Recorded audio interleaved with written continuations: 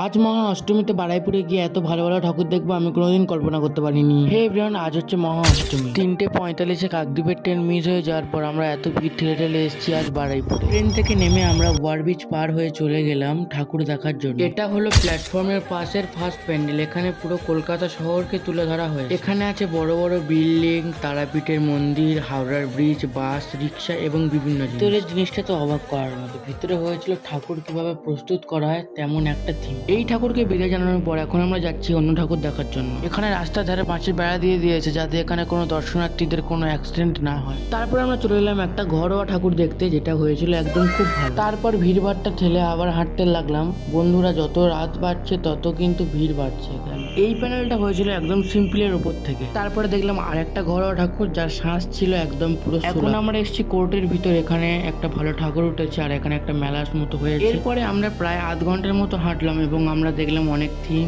অনেক লাইটিং এবং অনেক কিছু।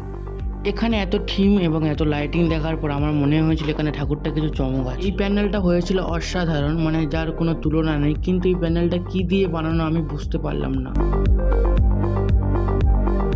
এখন আমরা এসেছি ট্রেন লাইনের কাছে একটা পাখির প্যান্ডেলে। এখানে ছিল অনেক মানুষের ভিড়। ভিতরে ছিল একটা গাছ, তার ডালে ছিল পাখি, পাখির খাঁচা এবং নিচে ছিল বিভিন্ন মাশরুমের গাছ।